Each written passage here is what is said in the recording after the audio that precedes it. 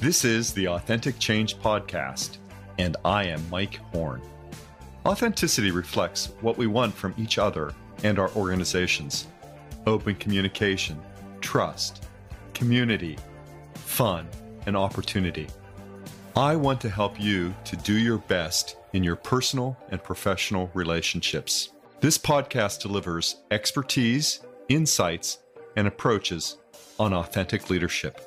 To live your purpose, to lead from your values, to establish connected relationships, to steward people and culture change, to build and sustain prosperity, and to open doors and possibilities. This podcast will assist you in paving the way forward to personal, team, and organizational prosperity. Welcome to this episode of the Authentic Change Podcast, where I am joined today by David Nour, the CEO, the Chief Executive Officer of the Nour Group. And in our show preparation and in our discussions today, David asked me to refer to him as Nour. So that's what all his friends call him. So I hope that increases the level of familiarity that we all have with this very accomplished and senior advisor and educator and executive coach and author. Nour is internationally recognized, and that's why I'm so delighted to have him on the show today, as a leading expert in on the applications of strategic relationships. And since our topic is authentic leadership and authentic change, who better to have as a guest? So let me be quiet for a moment and say, welcome, Nour. Tell our audience about yourself and your world and your work. Mike, it is good to be with you. Thanks for having me. Yeah, I am the quintessential poster child for the American dream. Originally from Iran, came to the US in 1981 with a suitcase, $100, didn't know anybody, didn't speak a word of English. I literally landed at JFK with a badge around my neck, put this kid, I was a teenager, this on an Eastern airline flight to Atlanta. I've been blessed. When Eastern Airline existed. Right? They're no longer around, but it was very well known in this part of the country. Early education and engineering and computer science, and just really fell in love with complexity of business. Early career was technology. So IBM, Silicon Graphics, Business Objects, a lot of hardware, software, tech sales management, marketing. Then I went the consulting route, then grad school at Emory, president of a startup in New York, then a private equity firm, one of those entrepreneur in residence roles, and saw a lot of different leadership styles and management teams and business models. And hard to believe, but 20 years ago, I started my own firm, really helping global clients accelerate their growth, elevate their teams, really focus on real change, lasting change, and real innovation, really through their strategic relationships. And that's really been my passion. I've been blessed to write a few books, and pre-pandemic, I would travel a couple hundred days a year, speaking, consulting, coaching executives globally. I was lucky also to have Business Objects as a client at a time in the past, and had a great opportunity really understanding what some of the work they were doing to drive their revenues and drive their sales with a focus on leadership. So it's always nice to have those connections. When you think about lasting change, though, I think about so many of the companies that we've probably worked with or consulted to aren't around today. Maybe like Business Objects, I'm not sure, but I think perhaps not around. What are some of the elements? I mean, despite the survivability of an organization, what are some of these? Yeah, I would submit that there's no shortage of recognizing change. A lot of people talk about they didn't see that trend, or they saw it. It's their inability, or in some ways, Mike, their unwillingness to move. And if you think about it, I know you work with a lot of really hyper growth oriented companies in the Bay Area, and I would submit that a lot of organizations go through a maturity model, right? Early on, they're scrappy, they're very agile, very nimble. Everybody's got 5 different jobs, and everybody kind of does whatever it takes. And then you start to get some momentum, and you get some clients, and you get infrastructure, and we have to have processes, and rightfully so, we start to create structure and infrastructure. And what happens is in that evolution to build that perfect execution box, in many ways, we lose our nimbleness. We lose our agility. Now, in the past, you would walk down the hall or you would talk to 3 people and you get something done. Now we need a whole bunch of signatures and approvals, and you've got different stakeholders and ripple effects. And so decisions take longer. I would submit that decision velocity creeps to a screeching halt in some ways. And it's not that they don't see the trends. They're not able to, they're not willing to quickly respond to them. And one of the things I've observed, which, by the way, relationships are a huge enabler of, is your willingness to build a culture that's unafraid of retribution, your willingness to build a culture that embraces experimentation. Because think about it a second. None of us have that winning formula. None of us can predict that's going to be a winner. So all we can do is test. And if you can build an environment where people can quickly test ideas, you can hopefully quickly figure out what worked, what didn't, and be willing to kill 999 flowers to grow that one oak tree. But if you do that, you're much more likely to remain relevant. You're much more likely to take advantage of trends as tailwind. You're much more likely to retain and develop and grow your biggest asset, which really is your people and relationships in the organization. And that's how change lasts. And that's how companies remain relevant. So important and so essential, Nour, what you're bringing up. I have the good fortune to work with a lot of founders who are on the journey from, it was me, it was me and somebody else. It was, me to 5 people, me to 10 people, me to 15 people. And now it's me and 40 people. And what people describe to me, what those founders describe to me is that when they started out, they were often scared out of their wits. That's a polite way of saying it. Just scared. And I wonder, how that relates to your story as well. I mean, how you described your experience arriving in the United States at a time. But what they talk about is as their business grows, they have to become more confident in their abilities to lead, to understand how they lead. And it's great to see all that in terms of the ideas you have on lasting change. And I'm also interested in what the curves are that are thrown to us. And I would submit to you that our human instincts to survive are incredibly powerful.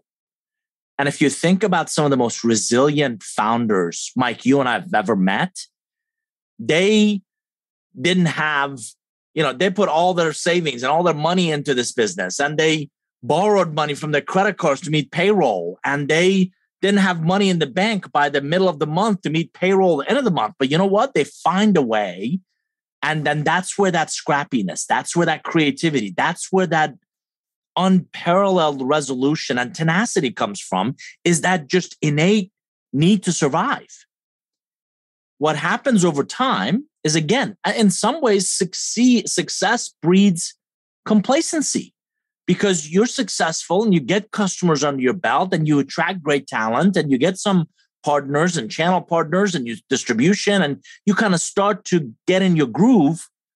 And you're right, you become confident.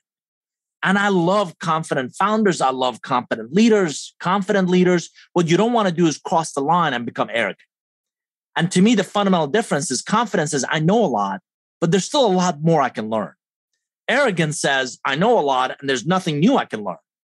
The minute you get there, I would submit potholes, if not a cliff, is near, because now you're gonna rely on that past success to try to build on it. Again, it's a very dynamic world. If we haven't learned anything else the last 2 years, we've learned that very few things are certain. And if the day you stop learning, the day you stop growing as a leader, as a manager, as an individual contributor, is the day you become complacent. And the day you become complacent, you're no longer valuable to your biggest asset, which I believe are your relationships. And it's an interesting way to frame it, Nour, that often the experiences that I hear described to me is You survive all these ruthless pitch presentations. People say to you, it's great. You know, what you have is great. Your friends like it. But the real question is, will anyone buy it? And, you know, so many times I hear folks saying, oh, if I, you know, can help my organization or add value to my organization this way. And I ask them, well, who are the key relationships that you need to develop and influence so that you get, I think, that resiliency that you describe and, you know, great willingness of others to engage with you. Yeah. I as I mentioned, I spent 6 years at a private equity firm, and you know, Pequod Capital had 14 billion under management. And Mike, we bought and sold 110 different companies, and we would invest in 1 in 20, 1 in 30 pitches we saw, and you kind of see it, right? By my mother, you know, but my mother-in-law likes this product or this service. Well, respectfully, ask your mother-in-law to put money in, because what you don't know is the last 8 presentations we've seen are deeper management, further developed technology, you know, from a product standpoint. They've delivered on their market validation, which is paying customers. They've got some channel partners. They've got some logos, and you're not even playing on the same field, right? So really understanding, and this is critical, not much happens in Mahogany Row. It happens in the mailroom. And that's true with relationships. And by the way, logos don't have relationships with each other. Buildings don't have relationships. It's between individuals. So getting out of your cocoon to get out in the market and keep your finger on the pulse of the market. You're going to cringe. I recently asked the chief financial officer of a fairly early stage company, how many clients have you seen in the last 6 months? Any guesses? 0. And I'm like, how is that possible for an early stage company? Because you're not going to tell me about your finger on the pulse of the business by looking at a bunch of financials. Get out and go get in front of customers. And I'm reminded of, if you think of so many really successful technologies, whether it was EMC or NetApps, or in some ways Oracle, or a lot of these organizations deeply believed in it's everybody's job. Number one job, everybody, is to sell. Number 2 is for whatever we hired you for, right? Right. But it's get out, engage. We all have relationships, engage the market, ask better questions, really understand how they're doing what they're doing. We're working with several security companies at the moment. And it seems like all of them talk at people. You sit there, you be quiet. Let me tell you how smart we are. Where's the empathy in that conversation? That's also true with people they're attracting. This is going to be the greatest place you've ever worked. Really? And tell me about your culture. Tell me what's going to set you apart. Tell me why because you're competing for mind share and really kind of that talent share. You captured it so well, Nour. I mean, how you think about that. I think some of the most sage advice that executives can give to developing leaders is get out of your chair. But how's that work today with, so, you know, everybody's on Zoom, or they're on this app or that app, or they're deep in Slack, or... No question. I'm convinced email has got to be the number one hated tool that we all use, right? Ask anybody how many emails they get in a day, and inevitably everybody just like rolls their eyes and grunts. Slack has got to be like number 2, right? Mm-hmm. With the bings and dings and the 30 different channels that I'm part of. And right. So no question, the last couple of years have thrown a monkey wrench in all of our worlds. Mike, the good news is we're starting increasingly that travel is coming back. And, you know, they may not allow you in their office, but they got to eat. So there might be a cup of coffee, or might be a breakfast or a lunch, but getting really insightful information from your target audiences, from your stakeholders. And by the way, that's just as relevant for a HR function within the organization and your various stakeholders as it is a sales organization, marketing organization. I was with a leadership team in New York last 2-3 days. And I'm like, why don't we get the marketing people who are building all the collateral, sit next to a sales rep and just listen to their pitch, listen to the holes they're digging themselves in. and how do we help them dig themselves out of it? How do we avoid those pitfalls? What does that buyer, that customer need from us to do what they're dying to do, which is solve their problem? And buy from us. So it's very difficult to get really insightful information if you don't get out of that office, get out of that home office, get out of that comfort zone and get to the edge of where your business delivers its value. And that is true for every function. Product people, supply chain people, learning and development people, customer success people, every facet of the organization should make it a point to get out and spend time in the market, because that's where you're going to learn and grow through the process. Nour, so true. I mean, the best kind of feedback is that you ask for. Don't wait for it. Ask a question. You'll learn something about the person. You'll be able to think about how you influence that environment, how you operate more successfully in that environment. And how do we get people to sit next to one another?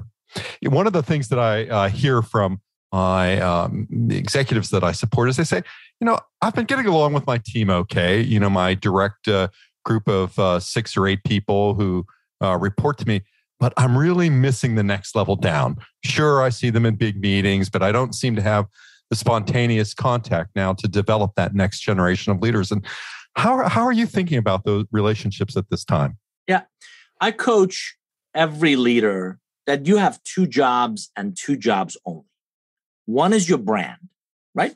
How do you present the company? How do you really position your differentiated, unique value in the market? How do you set yourself apart, serve kind of these different constituents that contribute to that brand equity, right? Number 2 is your culture.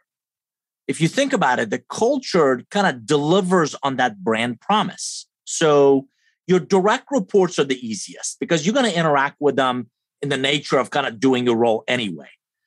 One of my favorite questions is, how's your bench? And what I'm really asking is, think of one level down from wherever you are, right? I've got 6, 7, 8 direct reports. What about their teams? Mm-hmm. How often are you interacting with their teams? And what we found, regardless of the size of the company, there's somebody 2, 3 levels down that, Mike, you've seen him, has that presence, has that just unbelievably quick learning mindset, has the tenacity, they take the initiative. They have, and I've always said, give me the willingness. I can always raise their ability. But Sure. If the willingness is not there, neither me, you, or anybody else can do anything about it, right? So get out of your office. And when you travel, who are the people in that location? Who are the customers? Who are the partners in that location? I interviewed, I once had a chance to interview A.G. Lafley of the Procter & Gamble fame. Yeah. And I love his comment of whenever he traveled, the first thing, he didn't want an entourage to meet him. He didn't want to go into the office. He would go grocery shopping with busy moms. Huh. This is the CEO and chairman of Procter & Gamble who goes grocery shopping with busy moms. And he just wanted to observe, here's a mom that's got, a toddler in the grocery cart and one in tow, quickly trying to get to the grocery store because that's something she's got to do.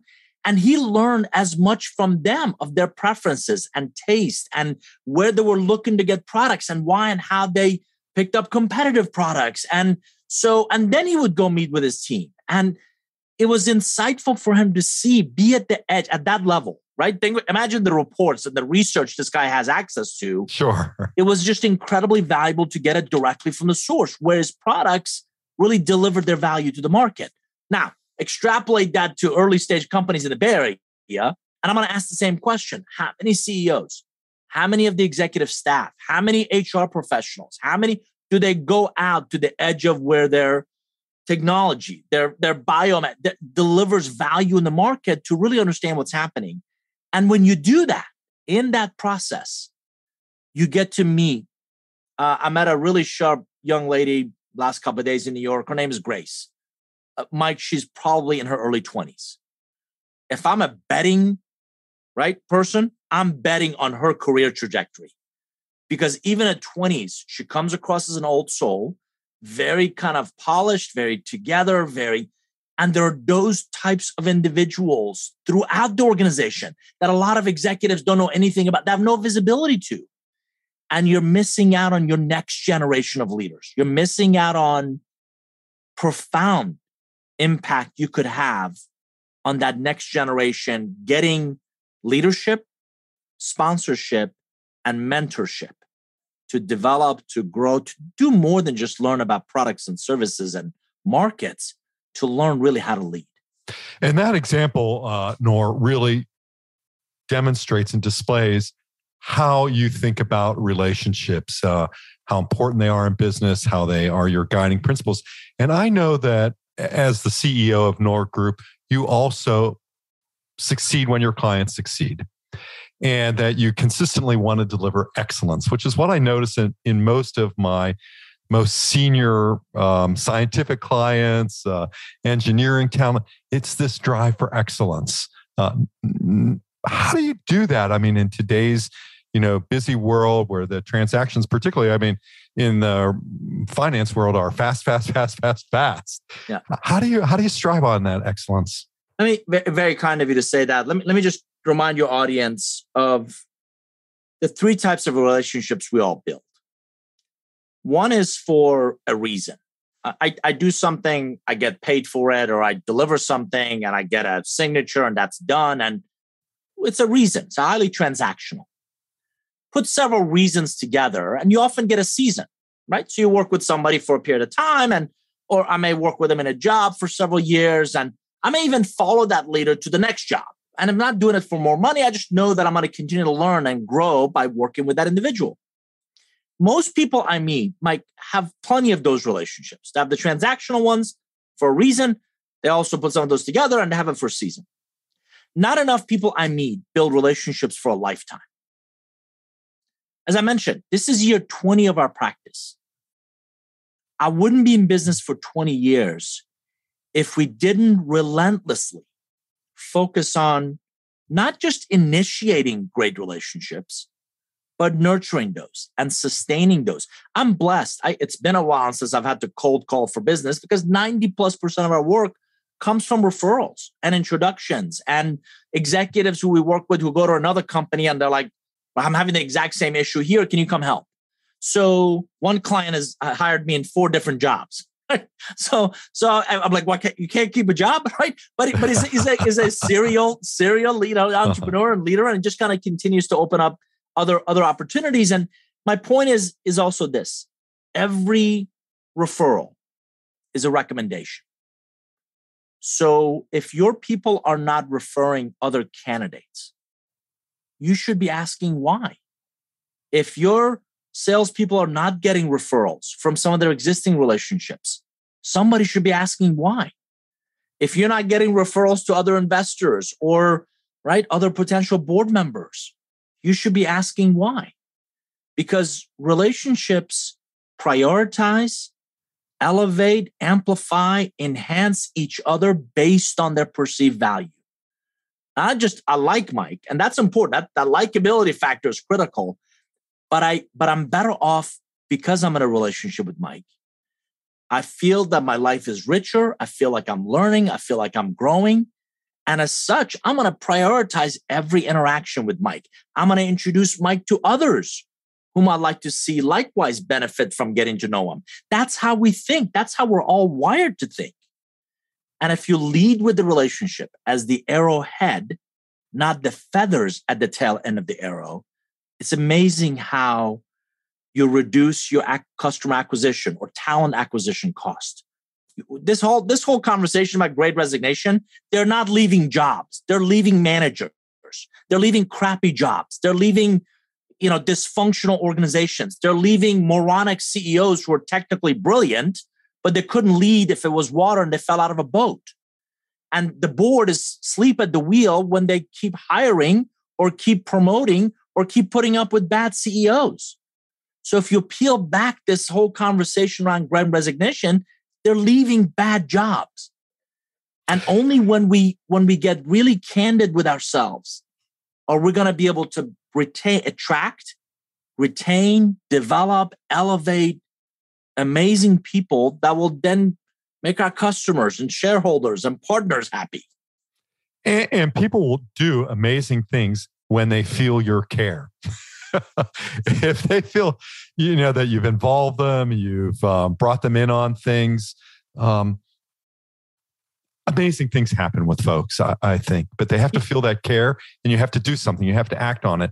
I think people will tolerate, at least what I've seen in my practice with executive teams, people will tolerate a lot of bad behavior if they know their colleague deeply cares. You're exactly right. And the key things I want your audience to hear from your statement is they have to feel it. Mm-hmm.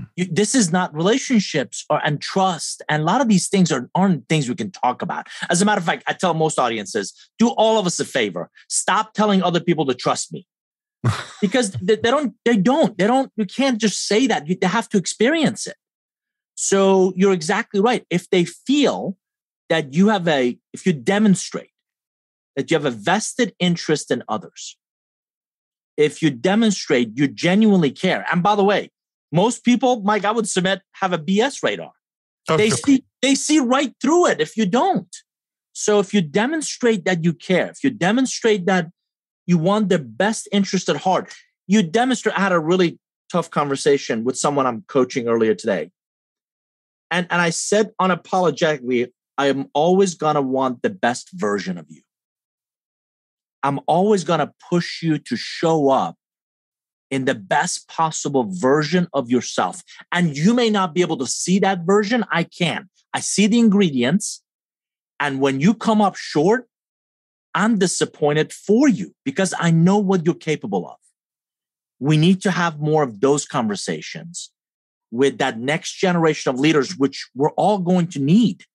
I'm counting on this next generation of leaders to not just run our firm, but run a lot of these client firms. And I'm incredibly bullish on that next generation if those of us who are lucky to lead take them under our wings and again, coach and mentor and show them how to be servant leaders, show them how to be more empathetic, show them how to create psychological safety, show them that if you lead with good intent, if you lead assuming good intent, you're never going to attack the individual. You're always going to challenge their assumptions and their assertions.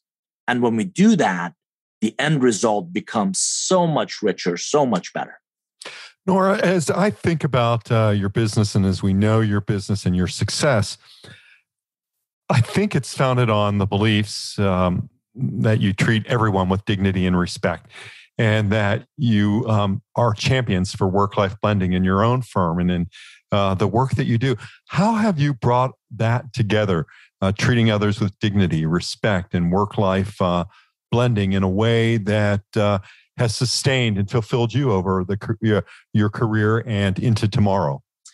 I have to tell you, this is when I tap into, I certainly didn't get it then, but I think I was 5 or 6 years old walking through bazaars of Iran with my dad. And mom and dad both always engaged, always treated everyone they met with that same level of dignity and respect, whether that person earned it, deserved it or not, whether they were a villager or a really influential politician. So I think that had a really indelible imprint on me from a very young age, number one. Number two... I have to just interrupt there. One thing there. I always tell my clients when they're looking to work on improving inclusion and diversity, start by saying hello. Right. It's an old technology, but it works. Right. Yeah, absolutely. Sorry to interrupt your story. Great point with your mom and dad in the bazaars. Yeah, mom and dad always they engaged every individual with that dignity. Number one. Number two, I'm a big believer of we're all products of the advice we take. And a mentor drove into me, everyone has value. Everyone has a unique perspective. Everyone has a lens. Everyone brings a different, we all come from very different walks of life, very different sets of experiences. And if you create an environment where their ideas, their perspectives are valued, heard, you may not have to agree, right? But if you create an environment where they're heard, they may surprise you. They may, and I got to tell you, Mike, I've sat in meetings where someone who's particularly not maybe as energetic or outgoing or very quiet, when they do speak, you're like, oh my gosh, that's just brilliant, or that's really interesting, or we haven't thought of it that way, or I mean, just on and on and on. And it goes back to making the time, creating the space so others can be heard, others feel valued, others feel like their ideas, their perspectives, their voice matters. As the CEO of the Nour Group, you lead a world-class global revenue growth advisory and managed services firm. How do people get in touch with your firm? How do they connect with your services? Sure. What prompts the call to the Nour Group? Yeah, so easiest way is just our website, Nour Group, nourgroup.com, or you can just Google my name, David Nour, and good chance you'll find us. As I mentioned, a lot of our work comes through referrals. If you think of chief revenue officers, chief marketing officers, chief HR officers, they all know each other. They struggle. We found out very similar issues. So they call, and that peer level influence is a huge factor. So they'll call somebody else. I'm struggling with this. Who do you know? And we're kind enough, to recommend us, and we get inbound calls. So for the last year and a half, we've been working on this customer lifecycle maturity model. I'm up to 72 executive interviews of, if you think about a traditional SaaS company, sure, or how they go through this life cycle, and we're asking a lot of questions about where are you really strong, where are you struggling. It's on the homepage of our website, so that creates a lot of conversations, and we're seeing growth strategy, right? Where's our net growth going to come from? How do we operationally improve the efficiency, effectiveness of that marketing, sales, customer success, revenue operations? Mike, a lot of our clients struggle with their messaging. So how do we align the strategy and the vision with what's actually on our website and the collateral? And does the collateral match what we say on our website? Integrity, authenticity. Right. One of my partners, Michelle, runs our product marketing practice. Jen runs, another business partner runs our RevOps practice. I work with a lot of leaders on people cannot follow you if they don't understand where the ship is headed. And one of my mentors described brilliance as something so obvious that no one else has thought of. And it's not in its complexity, it's in its simplicity. So simplifying the complex, your vision, your direction, so it's easily understood. It removes friction. It removes that deer in the headlight asking, what do you guys do again? Right. So we try to help those that want the help, not those that need it, those that want the help, clarify their message, communicate it, cascade it, and really accelerate, remove the friction and accelerate the revenue growth. Because I don't know any organization that can cut its way to growth. So we get excited by those that are raising funding. They're growing, they're adding international, they're adding different business units, different target audiences. And it's been a fascinating ride for 20 years to see them develop, evolve, exit, acquire, roll up, go public. And we've been blessed to work with some really, really interesting organizations. That's great. All about empowering these global leaders to leverage the important assets that we have. And primarily among those are the relationships that we have. And no better spokesperson for that than you, Nour. And I just encourage folks who want to be in touch with David and his team to reach out to the Nour Group. That's NOUR Group.com. Reach out, be in touch with them, and see how you can benefit from the energy that Nour brings to the table, for his enthusiasm and for his expertise, as a veteran of innovation, about building great teams and organizations, and about helping those organizations to lead profitably and successfully in today's world. David Nour, it's been such a great honor for me and a privilege. And I know just will be super exciting for our audience to hear you speak. And again, thank you so much. Any last comments, Nour? Mike, thank you for having me. You're more than kind with your comments. I just want to leave the audience with this one reminder that regardless of what any of us do, we're all fundamentally in the relationship business. And those who forget that do it at their own peril. Those who leaders who lead with that notion that within the organization or external to it, relationships first, that which you're after, revenue, investments, partners, great talent will come if you invest in those relationships, if you lead with those relationships, and be intentional about doing so. Thank you, David Nour, CEO of the Nour Group, for reminding us that relationships and people are at the center of the enterprise. Until the next episode, thank you again, David Nour. Until the next episode of the Authentic Change podcast, stay well. Thanks for listening, and I hope you'll subscribe today and tell a friend about our show.